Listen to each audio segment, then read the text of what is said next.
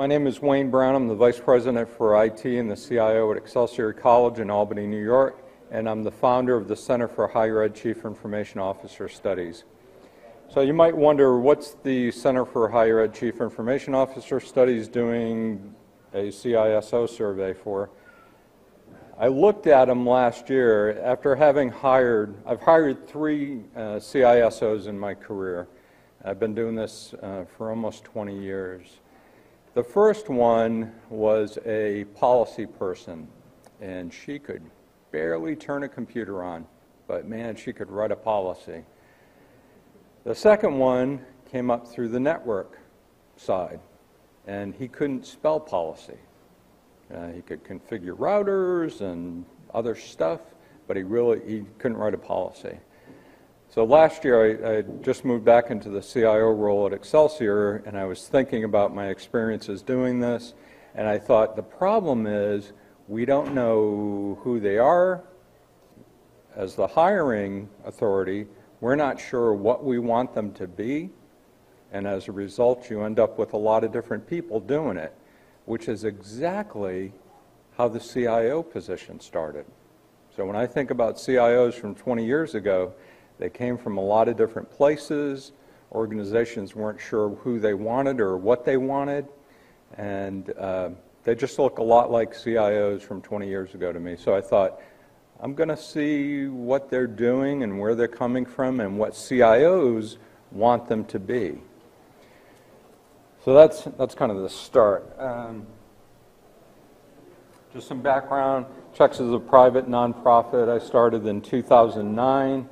I surveyed higher ed CISOs, CIOs, tech leaders, and institution management team members. The tech leader is the person in the next layer down from the CIO. I know some of you were here yesterday for that. Institution management team is the other vice presidents and presidents. I had 176 CIOs and 80 CISOs complete the survey. And then for some of the comparison work, there are hundreds of CIOs. Probably over the 12 years I've done this, there are thousands of them who have completed the survey. Some sponsors. Again, CHECS is a nonprofit, and I have to have sponsors to keep doing the work.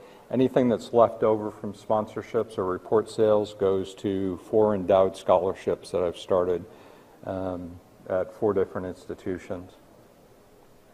And then institution sponsors are those who buy a report site license. So some demographics. Majority of CISOs, 52% were over 51 years old. The tech leaders were the youngest of the 3 groups out of the CIOs, CISOs, and tech leaders. 44% were over 51 years old. Gender, only 19% of CISOs are women. And probably not a surprise when you think about where they come from. They tend to come up through the network departments. So some of them come from other places, but the majority tend to come from that background. 80% of the female CISOs were 51 years or older. So percentage of CISOs who were women was already low, and I think it's going to get lower because I know from my other research that female technologists retire sooner than males.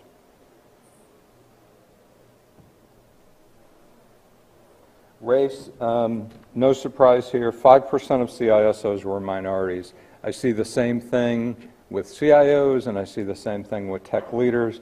As I said yesterday, it's not good news, it doesn't reflect well on us, and it's not reflective of the population we serve or other higher ed administrators. Please jump in if there are any questions.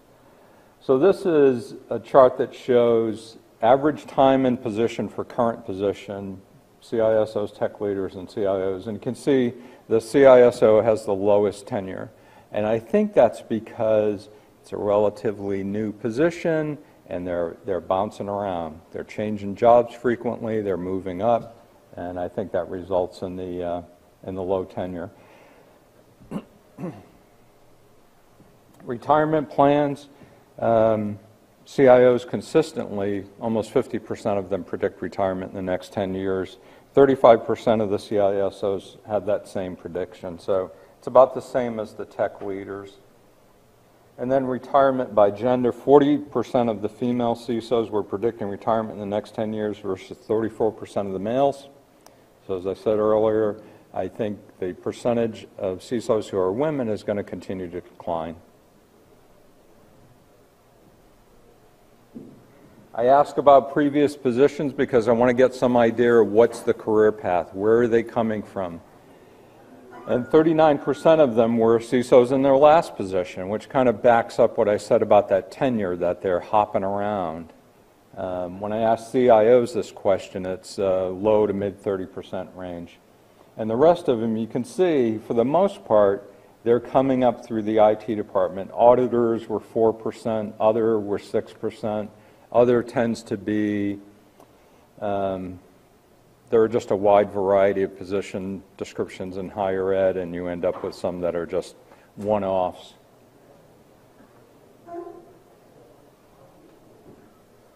Last sector, so I asked the CISOs, where did you come from? Were you in higher ed or in a commercial sector? 63% of them came from higher ed. That's low compared to the CIO, it's about 76%. 25% came from the for-profit or commercial world, and no data to back it up, but I think probably what's happening there is you're getting junior people from the commercial sector coming to higher ed where they can be the top dog and make more money. A little last sector comparison for CIOs and CISOs. As I said, 76% of CIOs come from higher ed versus 63% of the CISOs, and the majority of that difference is the commercial or for-profit sector. Pretty common question is, can I be an internal candidate and get the top job? So the good news is that 54% of CISOs were internal candidates. So they worked in their current institution before they got the job. Current title, the CIO, when I first started doing this job, the most common title was IT director, and we fought and fought and fought, and finally the majority now have the CIO title. But CISOs kind of started there. 54% of them have that title. In a pretty short period of time compared to the CIOs. So what degree should they have? 48% had a master's and another 11% had a terminal degree. For higher ed, that's low. For CIOs, it's almost 80% of them have an advanced degree. Tech leaders, it's in the low 70% range. So that's low. And the reason I point this out is, any CISOs here? Anybody who's the senior IT security person? Nobody, huh? CIOs? Oh, we got a couple. I point this out because the CISOs that I speak with, they want to be at the table. They want to report to the president. They think they should. They think it's a very important thing that they do. It is a very important thing that they do. I would say they don't have the credentials, not for higher ed. So they don't have an advanced degree at the same rate that CIOs and tech leaders do. So I think they're going to have a hard time getting there without that degree. Degree comparison, so CISOs on the far left at 59%, CIOs 81% of them in 2014, and 73% of the tech leaders. So again, I don't think they're going to make it in higher ed as a peer to the CIO without that advanced degree.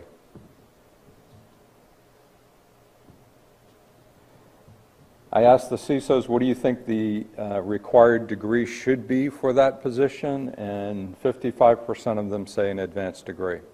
So no surprise, I see this in the other research.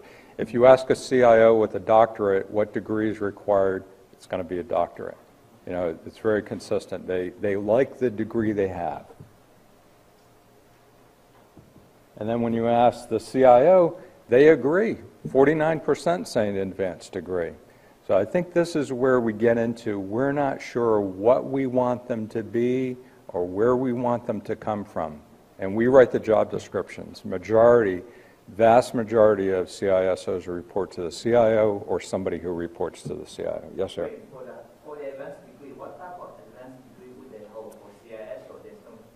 Yeah, let me, for the major? PhD, for example. For the major? Yes. Yeah, let me see. I may ask that. I do.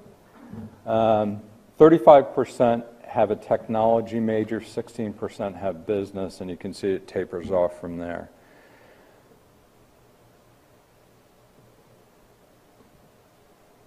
So what we're seeing is it's a very technical position. And this is tech major comparison. 35% of CISOs have one versus 27% of CIOs and 29% of tech leaders. And as I talked about yesterday, the people who hire CIOs believe it's a very technical position. We do not. And tech leaders don't believe it's a technical position. I'm sorry, which one is not technical? The CIO. Yeah. The skills required, the degree major, all those things, we don't think it's a technical degree, but the institution management team members, the people who hire us and write our job descriptions and supervise us, they believe it's a technical position. So you got the same thing going on here where we're doing it, CIOs are doing it to the CISO. We're saying it's a very technical position. They're saying it's so important to the institution, we should be at the management team level and we should report to the president.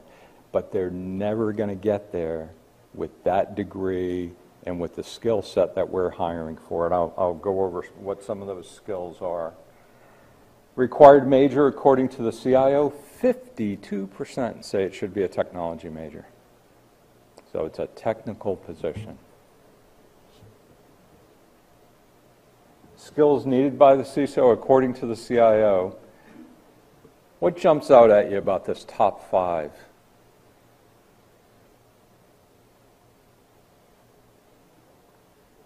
You all have, sorry? Communication skills. Communication skills, yep. Number 2.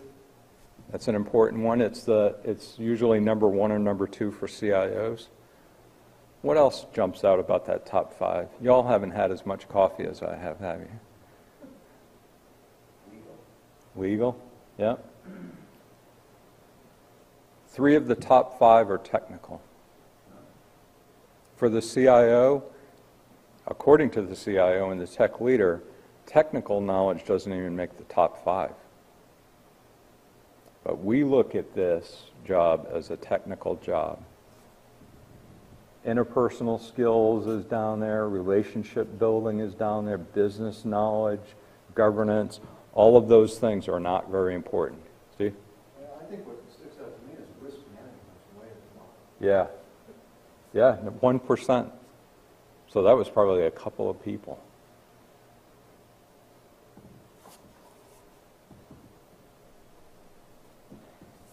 And this is according to the CISO, and then in the far right column, I've got the CIO's top 5 in order.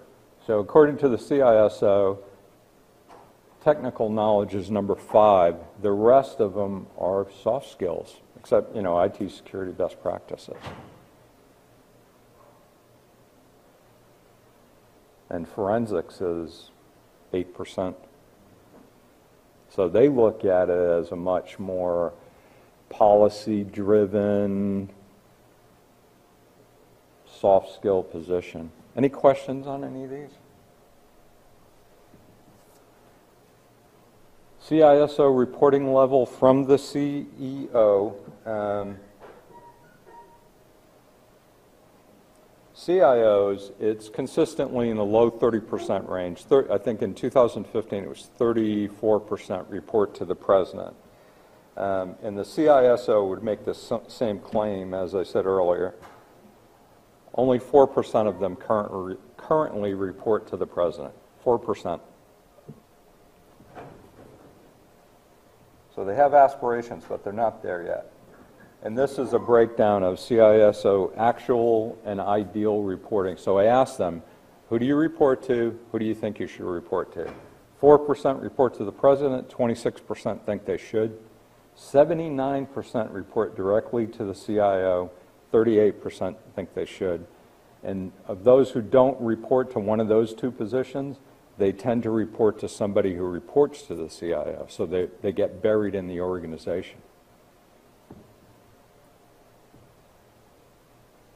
And this is according to the CIO. So 70% report to the CIO, and 69% of them think that's a pretty good deal. Only 9% think they should report to the president.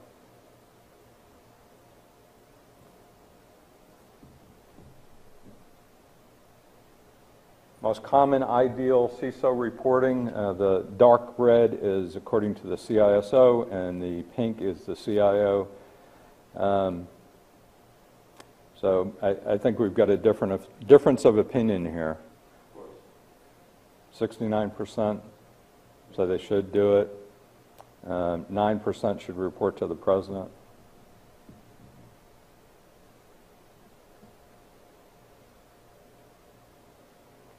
This is the number of levels separating the CISO from the CEO. So 4% report directly. For the CIO, it's 34%.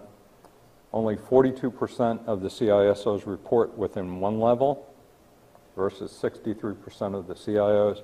So a very consistent result for CIOs. 97, 98% report either to the president or somebody who reports to the president. And you can see 30% of the CISOs are 2 layers away, 19% are another 3 levels away, so they are buried.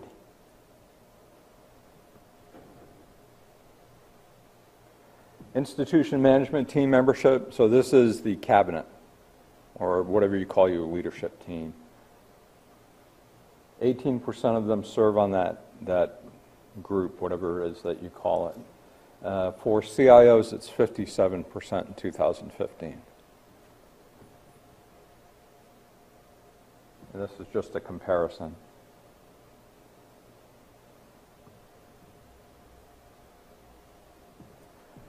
Formal interaction with the CEO, 50% once a year or less. So again,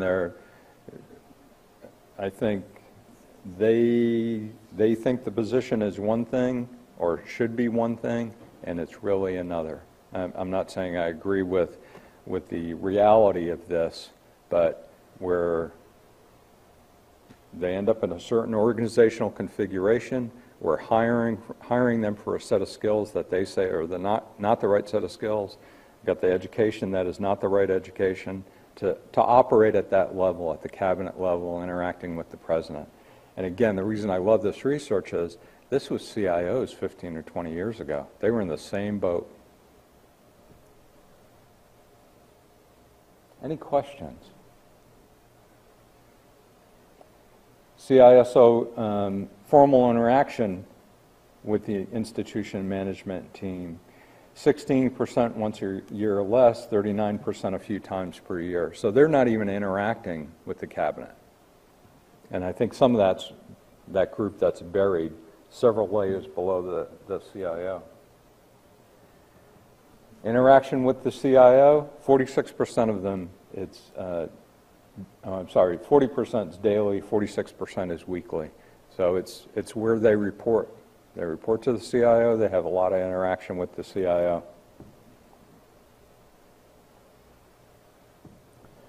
So I asked the CISOs, what do you need to do to get ready to be one? So this is thinking about their career path and the pipeline to fill their positions. 89% of them say professional development, 84% said mentored by a CISO. Those are the same, on-the-job training, 75%. Number 2 and number 3, those are the number 1 and number 2 answers for CIO, way to get ready. 74% certifications.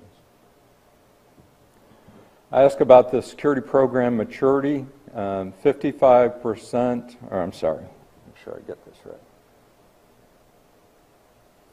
14% of the CISOs consider the program to be mature or a leader. 14, 1-4. 32% considered it ad hoc or under development.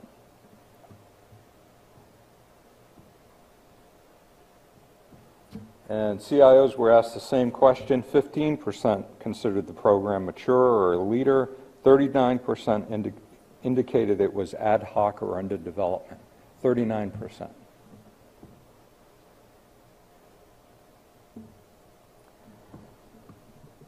There are some CIOs who are also serving as the CISO. So I asked the CIOs, do you also hold this other position? I haven't done that job, but I can't imagine taking on another job of such importance in addition to being a CIO. So 48% of them who also served as the CISO considered their program ad hoc or under development,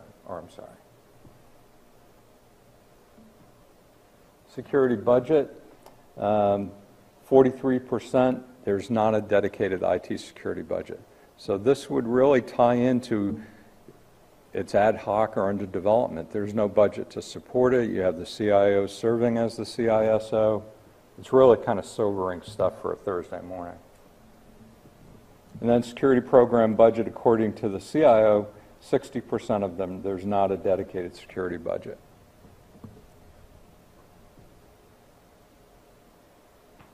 Program maturity, CIO, who was also the CISO, 87% of them did not have a dedicated IT security budget. So it seems intuitive when you get to this point, when you've got a CIO who's doing both jobs, 87% of them. So then I ask about, have you had a disruption in critical IT services or a data breach in the past 3 years? 45% of the CISOs said they had had a data breach versus 23% of the CIOs.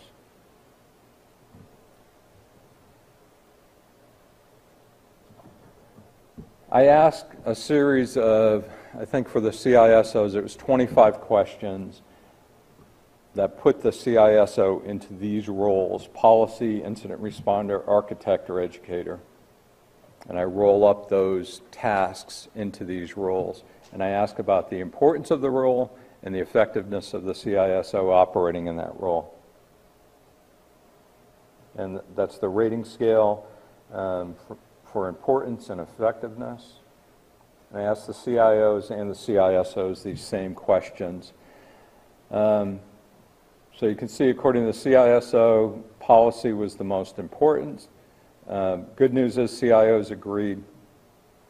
The incident responder is at the bottom of the list for both groups. They're in the same order. So I think that's good news. And then role effectiveness. All of the ratings were satisfactory on the scale of 1 to 5. When placed in rank order, 2 of the 4 roles were in the same order as the CISO role importance.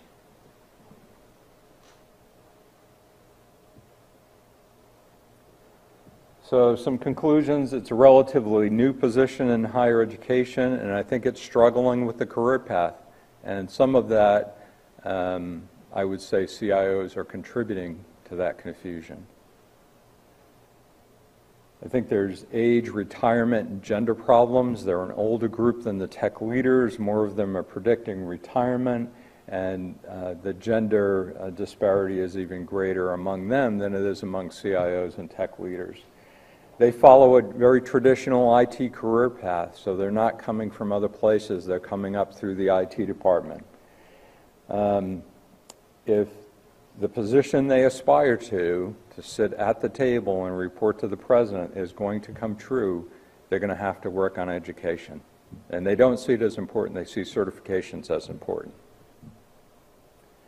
The skills, there's a difference opinion between the people hiring CISOs and the ones doing the job about what are the skills required. And the reporting and institution management team membership just isn't there. They end up buried reporting to the CIO or somebody who reports to the CIO. And then security program maturity and resources, as you'd expect, there's a direct connection.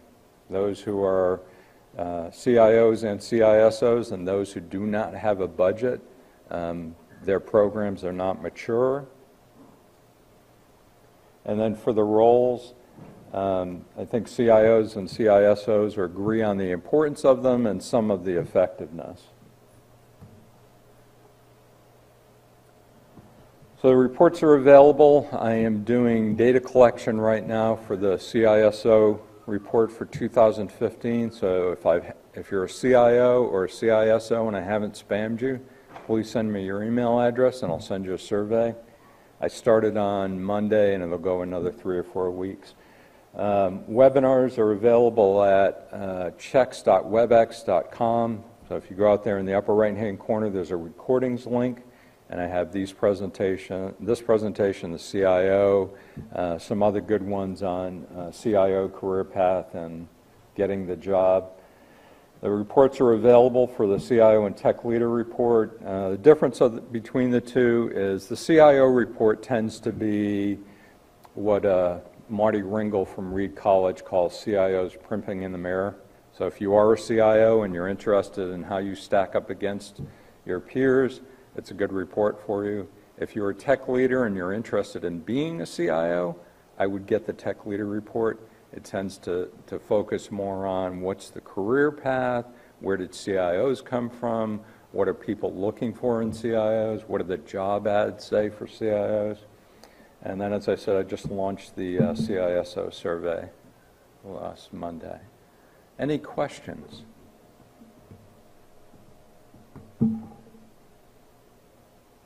Awesome. Yes, ma'am. So the majority of CISOs that who don't report directly, CIOs that don't report directly to CEOs, do they go to the provost or do they go, it has split? Yeah, it's about 50% split between the provost and the CFO.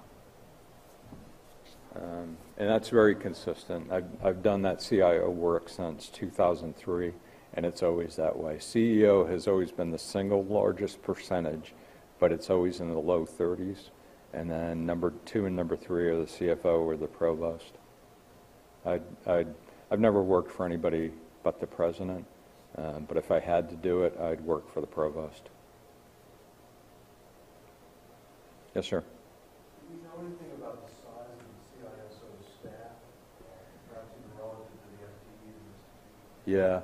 Yeah, I do ask that question. It's in the report. I don't recall off the top of my head, but as you would expect, as the institution gets larger, you get more people dedicated to that. But there are some that have no one dedicated to it. So it's somebody's part-time job. Other questions? All right. Well, thank you very much. I appreciate your time. Enjoy the rest of the day. Thank you.